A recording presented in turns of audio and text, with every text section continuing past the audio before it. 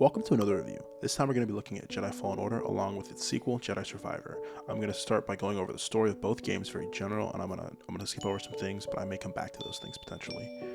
Now, the story takes place after the Jedi Purge. Our protagonist, Cal Kestis, is a former Padawan who's been hiding to stay alive. During the prologue, he uses the Force to save one of his friends, which leads the Inquisitors to Bracca. Inquisitors are meant to hunt down any remaining Jedi and turn them into the Empire. Most of them are either former Jedi who turned to the dark side, or Padawans who are turned. This jumpstarts the story and has us fight the Empire and travel to other planets. While on the run during the prologue, you meet a former Jedi who helps you escape Bracca. Then you go on a quest with them that leads you to a holocron on the planet Bogano with the help of a droid led by a Jedi. The goal was to rebuild the Jedi Order. From that point on, you travel to other planets, uncover clues, and make allies in the process. You later end up on Dathomir and encounter a fallen Jedi who tries to turn you to the dark side. You end up killing him and trying to make amends with the last remaining Night Sister, who's a witch that rules Dathomir. After you return to Bogano, you finally get the holocron. However, an Inquisitor who's been heavily pursuing Cal catches up with him. She's the main antagonist of the game, with the former Jedi who partnered up with Cal, who's named Cere. The final fight has you go against her, and she's killed by Darth Vader towards the end. Cere then tries to fight, getting thrown to her death by Vader. Cal begins to fight with Vader, however decides to run.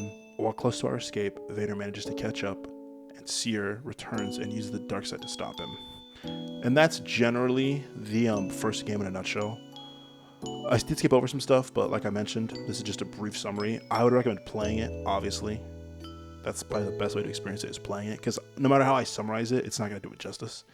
But I really think you should play it. A sequel. Set 5 years after the first game, Cal Kestis has been fighting the Empire with hope of being able to put an end to them. The game starts with Cal being captured and turned over to Senator Senjin. His capture was a trap, and that allowed Cal to get intel at the cost of his team. With the death of most of his team, Cal realizes he's being backed into a corner. The two remaining members, along with Cal, plan an escape off Coruscant. During the escape, we fight the Ninth Sister, who is a Jedi turned Sith. Real quick, we do have a brief history with her, because you do fight her in the first game, but like I said, I skipped over that. But yeah, anyway, going back to the story. You end up killing her in this fight. Cal realized that he's done no real damage to the Empire. He ends up reuniting with some of his old crew, trying to get his ship fixed. Most of the old crew went different ways. Cere wanted to restore the Jedi archives, so that's what she did. The Night Sister Mirren wanted to travel the galaxy, that's what she did. And their former captain, Grease, ended up opening a bar on another planet. While getting the ship repaired, Cal would explore Kobo, which is the new planet you land on, leading him to a Jedi sanctuary. There he would learn of a hidden planet along with a Jedi who's been in a bacta tank, who's pretty much been like sealed away or trapped for centuries. And he's a Jedi from the High Republic era, which is when the Jedi were very dominant. Once freeing him, and we go through his memories, we learn that the Jedi betrayed him, and he did the same to them, and becomes a Sith. He makes his crystal bleed, and after that, you fight with him, and it ends with, his name is Dagan. He ends up escaping. And the core of the game pretty much centers around us chasing him and trying to stop him, because we freed him from his prison. You end up trying to find this hidden planet with a compass that he created. This causes you to cross paths with Cere, and you end up meeting Eno Cordova, who is a Jedi that sent us on the quest in the first game to find the holocron that we were after. And have a few fights with Dagan, and then in your final fight, you end up defeating him and killing him, actually. And one of our allies, who's been helping us pretty much since the start of the Jedi Survivor, turns out to actually be a Sith, and decides to leak the location of Cere's hidden base, which sends a full-scale army to attack and invade. And his core reasoning as to why he betrayed us was he has a daughter, and he wanted to use that planet as a safe haven, and Cal was like, well, rather than do that as a safe haven just for you, we can rebuild the Order there, and we can bring everyone there, and then we'll be ready to fight the Empire. And he didn't, he was tired of fighting, and at any cost would be willing to sell us out. So before our fight with him initially, Cal and the Night Sister are trying to get back to Cere, and it's within that process when we get back that we see the betrayal he's caused, and that leads us to having a fight with him. And you don't die, but you have similar to God of War Ragnarok, you have a moment where I guess you supposedly die, and when you hit respawn, you pick up playing as Cere, and it cuts to her perspective, and pretty much she's fighting off the Empire, and she manages to do that. Vader returns to finish what he started, and you have an all-out fight with Vader, ultimately leading with Cere dying. And, once Cere dies, you return to playing as Cal, and he later decides, can I still get that hidden planet? He finds a way to track Bode down, and you get to that planet, you have a final fight with him, and you pretty much end up embracing the dark side and striking him down. That is generally what happens, but like I said, I did gloss over a lot of it. But like I said, it's very detailed, and I don't think I could necessarily do it justice explaining it. I'd recommend playing the game or maybe watching a cutscene. All right, now that I've summarized both games, I'm gonna start breaking them down. First thing I noticed was the environment. Obviously, that's the first thing. Visuals, that's the first thing you see, especially in the first game, because it starts you off with Cal like overlooking the planet he's on, so it really highlights the planet and everything that you see. And also, you do a little parkour travel, gives you a feel for the game and the controls. Combat. Dude, the combat was so satisfying. It made me feel like I was in a Star Wars movie, and it was nice that you got to switch styles. You got to use a single blade, double blade, and a splitter. That was really fun. And I love in the new game how they expanded on that by giving us new forms of a lightsaber to use. Like you have a blaster stance, which is my favorite stance in the game. And like I said, you have a dual wielding stance. I think in the first game you had a sort of dual wield stance, but it wasn't really. So that was really cool. Now, the biggest caveat about this is that the game's performance was so garbage. Now, speaking from like my own experience, I didn't play Fallen Order when it initially came out. I played it about a year after, and it had nothing to do with EA's past of releasing games that are playable or unplayable or somewhat playable. I was just at that time. That was like what, 2017, 2018. I was going through like a battle royale phase. I was like the Fortnite kid, and that's like all I played forever, and didn't play anything else. So yeah, finally broke out of that though. So when I finally played Fallen Order for the first time, it was a great game. It was one of my favorite games, and I remember it was one of the first games I bought actually when I got a new PC, because I didn't like PC game that much at that point. I think at that point I'd been playing on console for a very long time, and I didn't get a PC till around like 2018, 2019. So one of the first games I bought. If you want a video about how bad Fallen Order was when it came out, I believe Donkey made a video about it. Pretty sure he did, and I watched it. It was really funny. But yeah, I'd recommend go checking that out, because that'll kind of give insight to the game a bit more than I can. Now, as far as the sequel, Survivor, what an absolute dumpster fire. The game's been out for about 51 days, and it's been getting patched since day one. The game was so unplayable. Like, I don't understand why it's so unplayable. It's $70. I bought it about 2 weeks ago, and I installed mods to make it run better, and it's ridiculous I'd have to do that, I feel. As of right now, June 21st, I believe yesterday, on the 20th, they released a patch for the game. I updated the game, got the patch installed and everything, and I actually ran worse for me. Like, it ran worse. It was more unplayable, which is just so ridiculous. Like, that point is so critical. The fact that I can't even, like, play the game is just... Like, I wanted to do a new game plus 2 and like play on the hardest difficulty and fight all the bosses and stuff. I don't even want to do that.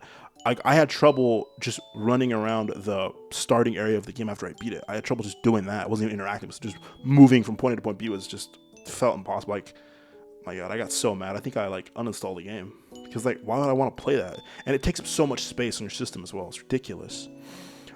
So that part, that just words are not enough. Words are not enough. But some things I liked that were in Survivor from the brief time I played. There's a nice variety of bosses, old and new, which I really liked. Like, we saw the Haxian Brood again, which is a group of bounty hunters that hunt Cal, and they hunt him in the first game, so it was nice seeing them again. And we even get the infamous Ogdo Bogdo that was in the first game as well, which I gotta say, what a tough boss. I didn't even play on the hardest difficulty. I played on like Jedi Knight, I think, which is like normal, right? It'd be normal. And dude, I struggled with that fight. And seeing other bounty hunters is really cool. And we even got to see Boba Fett, which was really cool. And he has this little small cameo there, which is sick. Some of the points I didn't mention.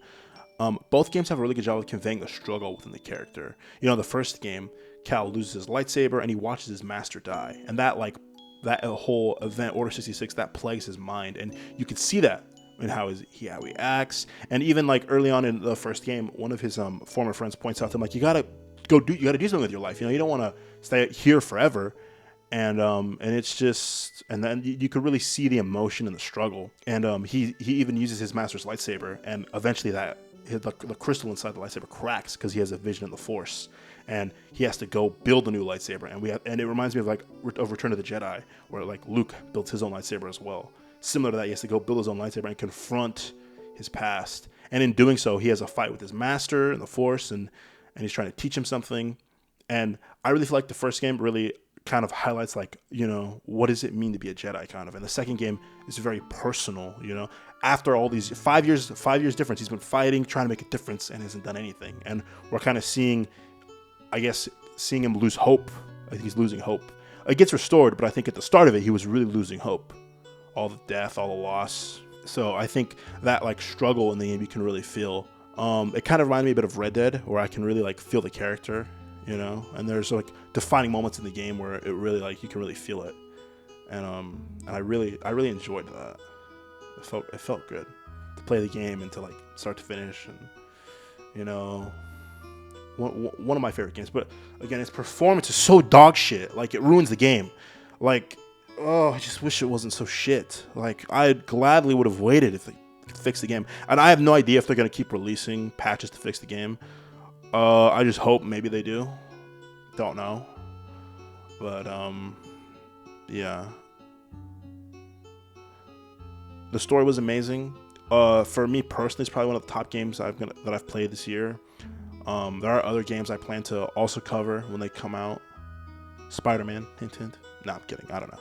But honestly, yeah, one of the best games I've played in 2023. Overall, if I were to rank both games, first game I'd give it a 7 out of 10, and the second game like a 5 out of 10. I'd say 5 out of 10 because the performance is so brutal. Like the story and stuff is amazing and is good, obviously, right? But the performance is so brutal that it almost makes it's like almost not worth playing the game yourself. I'd say you probably have a better experience watching somebody play it. But yeah, I'd probably give the second game 5 out of 10, and the first, yeah, like 7 to 8. But yeah, that's about it.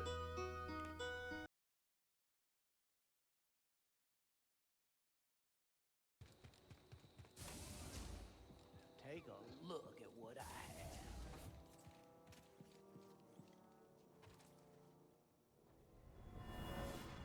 A sense of foul presence.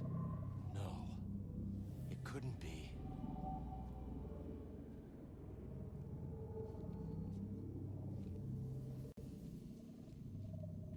Let's find out what this holds.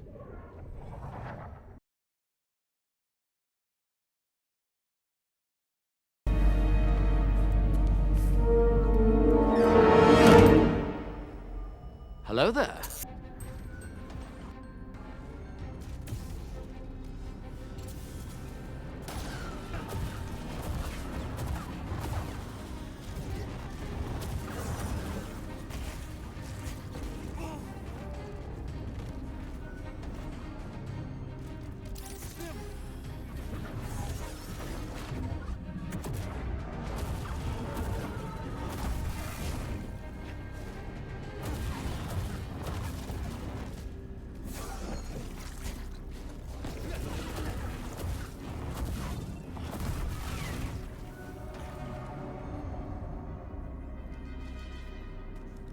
So uncivilized.